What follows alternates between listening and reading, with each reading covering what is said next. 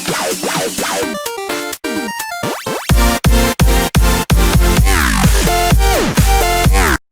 Guys, welcome to study hack.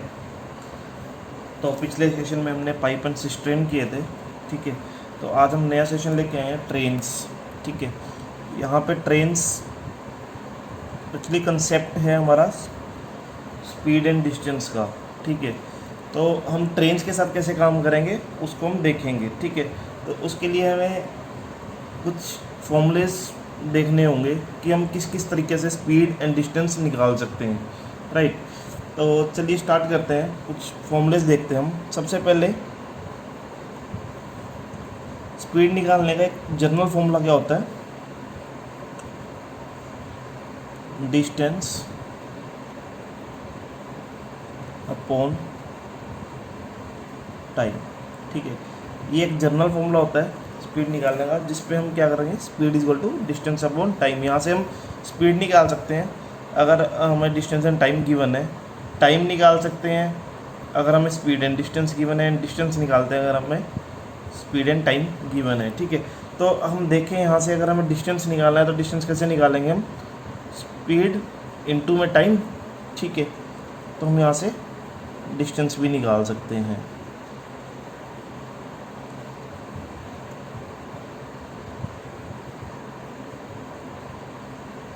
Right guys, I hope सबको ये समझ आ रहा होगा कि डिस्टेंस हम ऐसे निकाल सकते हैं।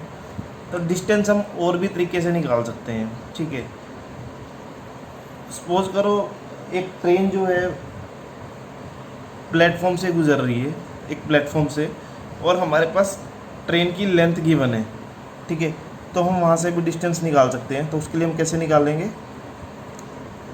हमें लेंथ गिवन है, लेंथ ऑफ ट्रेन, राइट। और हमें क्या गिवन है, प्लेटफॉर्म की लेंथ। तो हम दोनों को अगर प्लस कर देंगे,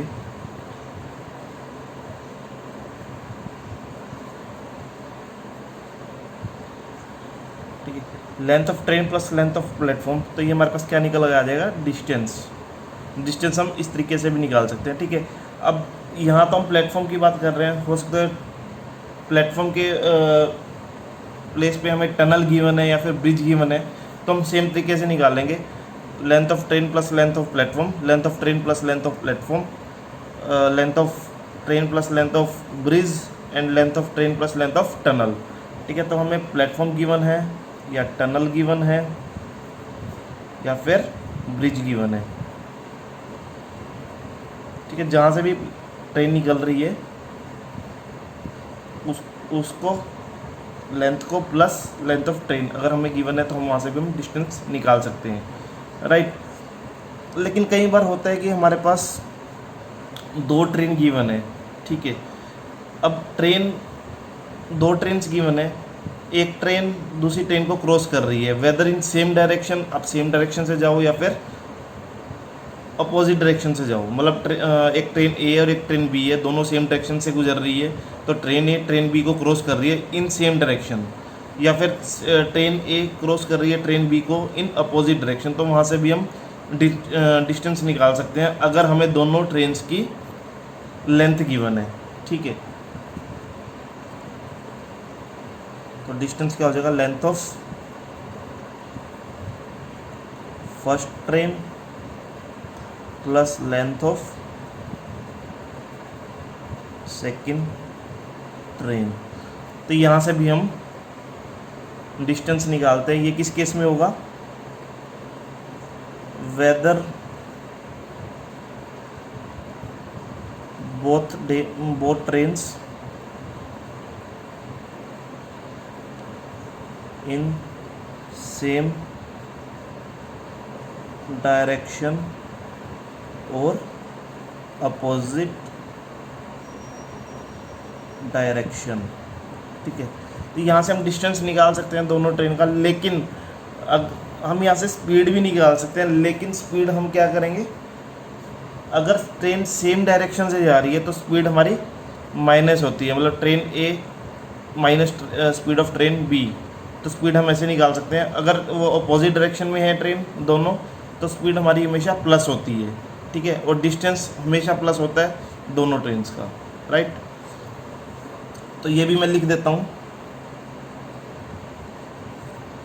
अगर अपोजिट डायरेक्शन है तो ऑलवेज स्पीड क्या होगी, प्लस, और अगर सेम डायरेक्शन है तो दोनों ट्रेन की स्पीड हमेशा क्या होगी, माइनस। ठीक है, हायर माइनस लोअर स्पीड। ठीक है, ठीक है गाइज, ये आपको समझ आ गया होगा श्योर। चलिए, ये था हमारे पास स्पीड एंड डिस्टेंस निकालने कुछ फॉर्मूले। एक और चीज़, कई बार हमें क्या गिवन होती है कि एक ट्रेन जो है वो क्रॉस कर रही है अ पर्सन को या एक पोल को, तो कभी भी हम पोल या पर्सन की लेंथ नहीं काउंट करते। अगर हमें डिस्टेंस निकालना है वहाँ पे भी, तो डिस्टेंस क्या हो जाएगा, लेंथ ऑफ ट्रेन ओनली। ठीक है, किस केस में, अगर ट्रेन क्रॉसेस अ पोल और अ पर्सन। ठीक है गाइस, अगर एक ट्रेन जो है पोल और पर्सन को क्रॉस कर रही है तो उस केस में डिस्टेंस क्या होगा, लेंथ ऑफ ट्रेन सिर्फ। ठीक है गाइस, आई होप सबको समझ आया होगा। तो इतने से फॉर्मूले थे, ये हमें अच्छे से पता होने चाहिए। ये फॉर्मूले हमें ट्रेन के क्वेश्चंस को सॉल्व करने में काफ़ी हेल्प करते हैं और इजीली हम क्वेश्चंस को निकाल सकते हैं अगर हमें इन फॉर्मूल्स का पता है तो। ठीक है, इसके अलावा हमें एक चीज़ और पॉइंट्स है जो पता होनी चाहिए। तो अगर हमारे पास लेंथ गिवन है मीटर के अंदर या फिर टाइम गिवन है सेकंड के अंदर, तो हम हमेशा आंसर किस में निकालेंगे, मीटर पर सेकंड में। तो कन्वर्ट करेंगे हम मीटर पर सेकंड स्पीड को। ठीक है, if length is in metre और time is in second, then speed always calculate in meter per second। ठीक है गाइस, अब हमारे पास कई बार क्या होता है कि एक और पॉइंट हमें याद करना होगा। अगर हमारे पास स्पीड गिवन है किलोमीटर पर आवर में और हमें उसे कन्वर्ट करना है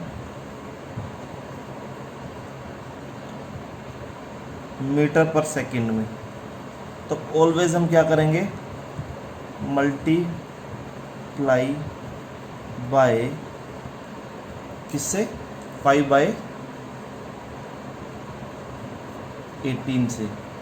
ठीक है, किलोमीटर पर आवर को अगर मीटर पर सेकंड में कन्वर्ट करना है तो हम 5/18 से मल्टीप्लाई करेंगे हमेशा, क्योंकि ये एक पॉइंट है याद रखने के लिए। अगर आप याद रखोगे तो ठीक है, अदरवाइज़ ये एक शॉर्ट, मतलब अगर याद रखोगे तो आप क्वेश्चन को ईजिली निकाल पाओगे इससे। ठीक है, अगर नहीं याद रखोगे तो आपको थोड़ा लॉन्ग मेथड पड़ जाएगा, क्योंकि अगर हमारे पास किलोमीटर से मीटर पर सेकंड, किलोमीटर पर आवर से मीटर पर सेकंड में कन्वर्ट करना है तो हम क्या करते हैं, मल्टीप्लाई बाय 1000, क्योंकि किलोमीटर है, किलोमीटर से मीटर में कन्वर्ट करने के लिए 1000, और आर है, आर को सेकंड्स में कन्वर्ट करने के लिए क्या करते हैं हम, 3600।